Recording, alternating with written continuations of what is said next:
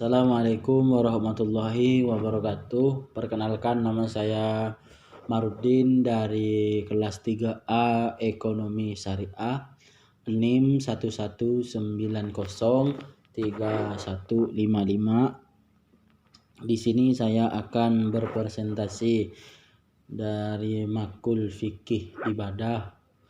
Di sini saya akan berpresentasi UAS. Materinya yang pertama itu dengan materi puasa. Pengertian puasa Ramadan menurut syariat Islam adalah satu amalan ibadah yang dilakukan dengan menahan diri dari segala sesuatu seperti makan dan minum, perbuatan buruk maupun dari yang membatalkan puasa.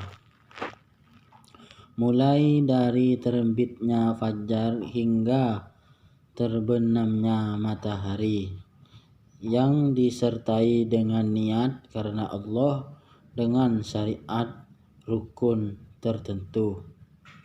Puasa dalam Islam juga sering disebut saum, yang merupakan salah satu ibadah yang telah dicontohkan oleh Rasulullah SAW.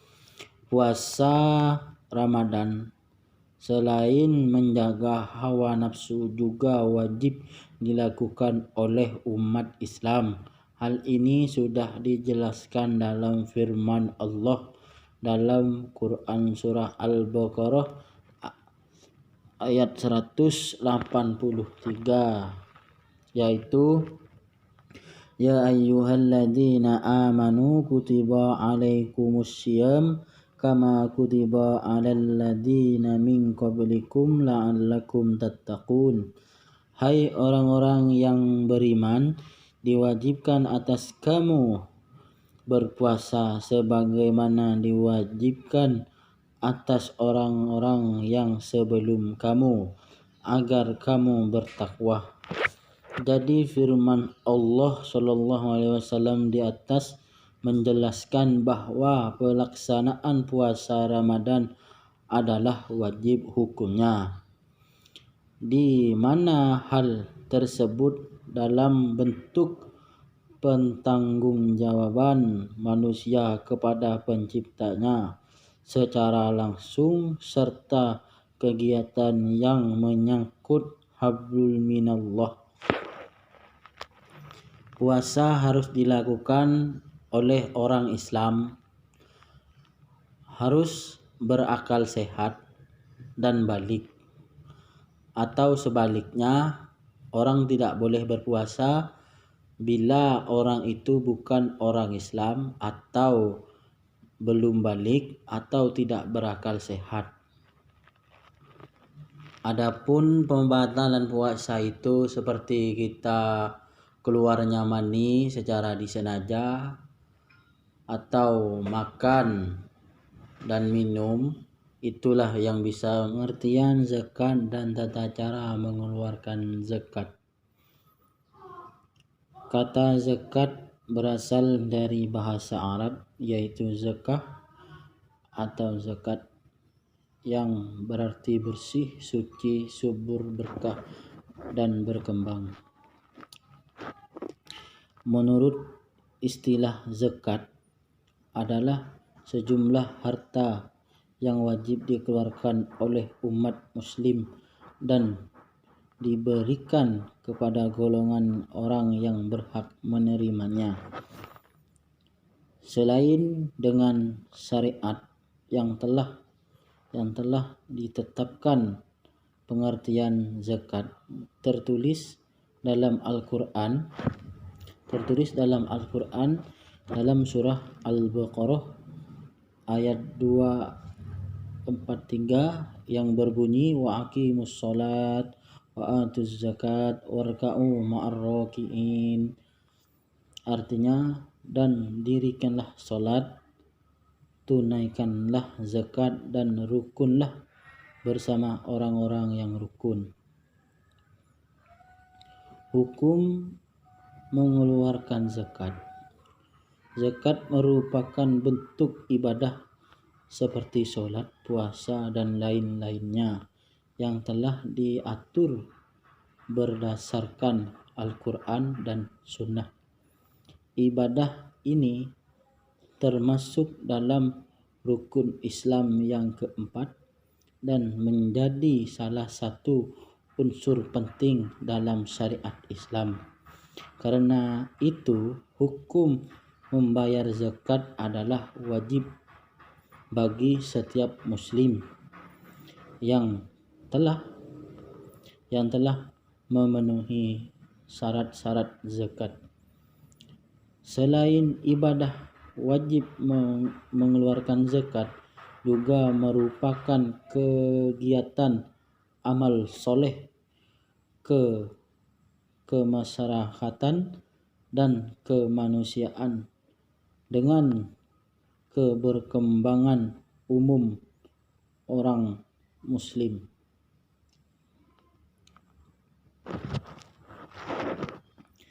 Zakat itu terdiri dari dua kata, yaitu zakat mal dan zakat fitrah. Itulah yang dinamakan zakat. Penjelasan zakat mal. Zakat mal itu harus dikeluarkan oleh orang-orang yang mempunyai harta lebih, orang-orang yang mempunyai harta simpanan yang banyak.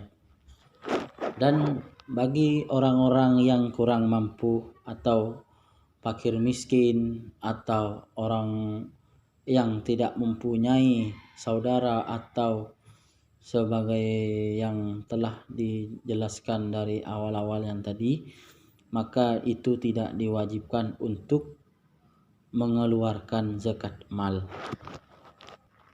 Karena zakat mal itu berbeda dengan zakat fitrah. Karena itulah ada perbedaan zakat mal dengan zakat fitrah. Karena zakat mal itu dianjurkan bagi orang-orang yang mempunyai harta yang banyak dan simpanan-simpanan harta yang banyak.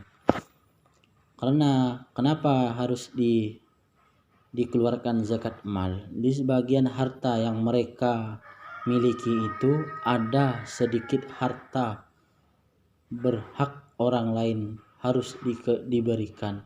Disitulah diadakan zakat mal. Karena di harta yang kalian simpan itu ada hak orang lain.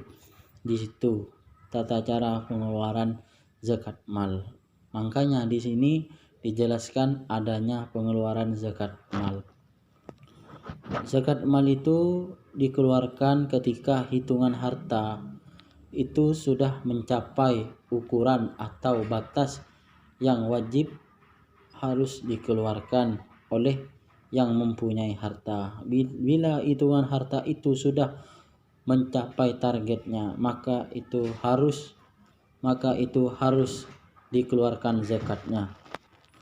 Ketika mengeluarkan zakat mal itu dihitung, semisalnya kita mengeluarkan zakat malnya dari barang semisal emas atau perak, maka itu wajib dikeluarkan zakatnya. Atau peliharaan semisalnya kambing atau sapi, itu juga wajib untuk dikeluarkan zakat malnya. Apalagi itu hasil tambang bumi, itu juga wajib untuk dikeluarkan zakatnya. Zakat malnya wajib dikeluarkan. Caranya mengeluarkan zakat mal itu, kalau semisal bendahnya itu hartanya itu emas, kalau emasnya itu sudah mencapai 100 gram, maka pengeluarannya itu harus setengah gram, 2,5 gram itu harus dikeluarkan untuk diberikan kepada orang-orang yang berhak menerima zakat mal. Adapun orang-orang yang berhak menerimanya ya seperti orang miskin, fakir, kaum muafa, itu berhak untuk menerima zakat itu. Seperti itulah penjelasan zakat mal. Zakat mal itu terkadang harus dikeluarkan dalam 1 tahun sekali bila harta itu dalam 1 tahunnya sudah mencapai batas dan sudah cukup untuk dihitung. Bila penghitungan hartanya itu sudah mencapai penghitungan zakat mal. Kenapa diadakan adanya zakat mal dengan zakat fitrah? Agar nanti harta-harta kita atau harta kalian yang ada di dunia ini tidak mempertimbangkan waktu penghitungan hisab di hari kiamat nanti. Makanya diadakan pengeluaran zakat mal atau zakat fitrah agar harta kita itu suci dan bersih. Seperti itulah penjelasan zakat mal. Dan sekarang tata cara mengeluarkan zakat fitrah. Zakat fitrah itu dikeluarkan ketika bulan puasa, di waktu hampir mendekati di waktu mendekati hari lebaran. Maka itu diwajibkan bagi umat Islam, diwajibkan untuk mengeluarkan zakat fitrah. Caranya itu mengeluarkan zakat fitrahnya itu, jika kita mengeluarkan fitrahnya itu dari sebuah makanan, misalnya beras, maka itu ada ijab kabul, ada terima dari orang yang menerima zakat fitrah, itu harus diadakan kabul. Dan itu dianjurkan bagi orang Islam untuk mengeluarkan zakat fitrah di bulan puasa hampir menjelang hari raya Idul Fitri. Dan cara pengeluaran zakat fitrahnya itu 3,5 atau 2,5 dari barang yang kita keluarkan. Misalnya beras, kalau kita mengeluarkan zakat fitrahnya itu seperti kita mengeluarkan duit, kita harus menghitung harganya beras di pasaran. Berapa beras harga di pasarannya itu? Misalnya harga beras di pasaran itu 10.000 atau 10.500, maka itu kita harus menghitung 3 gram atau 3 kilo pengeluaran beras atau uang yang kita harus membayar zakat fitrahnya itu. Kalau menghitung uang kita membayar zakat fitrah, kita yang seperti tadi saya bicarakan itu harus menghitung barang beras, misalnya berasnya itu 10.000 di pasaran, maka kita memberikan uang sebesar 35.000 untuk pemberian zakat fitrah dalam satu orang Islam, berbeda dengan orang satu keluarga. Kalau kita mengeluarkan zakat fitrah di dalam satu keluarga, ada berapakah keluarga di rumah kita? Misalnya di rumah kita ada 10 orang, maka kita hitung semuanya di dalam keluarga kita itu harus membayar satu orangnya itu tadi udah dihitung 35.000 satu orangnya yang harus membayarkan zakat fitrah, maka 350.000 dalam satu keluarga. Seperti itulah penjelasan dari saya tentang pengeluaran zakat fitrah dan zakat mal. Disitulah ada perbedaan antara zakat mal dan zakat fitrah. Adapun yang menerima zakat fitrah itu seperti orang miskin, orang yang baru masuk Islam, atau orang itu banyak hutang, itu boleh kita memberikan zakat fitrah kepada beliau yang banyak utangnya itu. Seperti itulah penjelasan zakat fitrah. Pernikahan, pengertian pernikahan. Pernikahan atau perkawinan itu sama saja. Pernikahan itu diatur oleh hakim atau yang menikahkan. Pernikahan itu dianjurkan dalam Islam supaya mendekatkan diri kepada Allah dan beribadah secara baik maupun memperdekatkan diri kepada Allah Subhanahu wa taala dalam bentuk ibadah pernikahan. Pernikahan itu sudah dianjurkan dari dulu bagi orang Islam, dan pernikahan itu mencegah dari perbuatan yang tidak baik, misalnya dari maksiat, dari apapun yang melanggar dari kata-kata norma-norma Islam. Pernikahan itu dilaksanakan oleh kedua orang tua dan anak-anaknya, dan sebaliknya orang tua itu menjadi wali dan terkadang menjadi saksi. Pernikahan itu dihadiri oleh kedua pihak, antara pihak laki-laki dan antara pihak perempuan. Itu harus dinisbahkan atau diserahkan kepada wali hakim seumpamanya pihak dari perempuan itu ayahnya itu ayah angkat, maka tidak boleh dalam ijab kabulnya itu dinisbahkan atas nama ayah angkat, itu tidak boleh, maka pernikahan itu tidak sah. Maka di dalam pernikahan itu maka harus mengutus wali hakim, barulah pernikahan itu sah.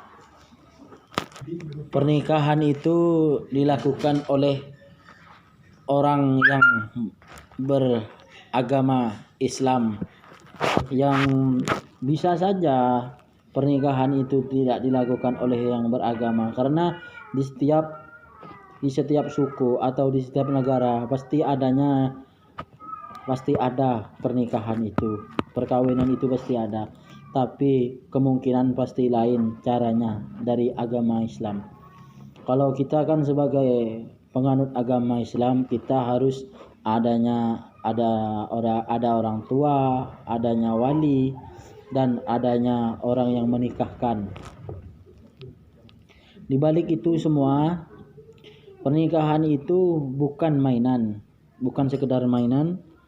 Bila kita sudah ada mempunyai istri, kalau kita sudah mengucapkan saya telak, berarti itu sudah pernikahan itu sudah tidak sah lagi kalau di dalam bentuk pernikahan. Makanya kita kalau sudah menikah jangan pernah mengucapkan telak, apalagi telak 3, karena kalau sudah telak 3 itu hukumnya berbeda juga. Kalau cuman kita mengucapkan kita telak cukup sampai di sini, itu kalau rujuk kembali masih bisa. Kalau udah kita mengucapkan saya telak 3, itu hukumnya berbeda lagi. Pernikahan itu harus ada, yang tadi saya bicarakan itu harus ada wali dan saksi. Misalnya kita mempunyai anak, tapi anaknya itu bukan anak kita, anak kandung, tapi anak di luar nikah. Karena anak di luar nikah itu enggak boleh, waktu di perkawinannya nanti enggak boleh dinasabkan nama kita, karena harus mengutus wali hakim, barulah pernikahan itu sah. Kalau anak di luar nikah, sama juga dengan anak angkat, enggak boleh mengutus nama kita langsung, harus memakai wali hakim. Seperti itulah pernikahan itu harus ada ijab dan kabul, dan ada penyerahan, ada penerima. Seperti itulah penjelasan pernikahan. Kurang lebihnya minta maaf. Sekian dari kami, mohon maaf kalau ada kekurangan dan kesalahan. Assalamualaikum warahmatullahi wabarakatuh.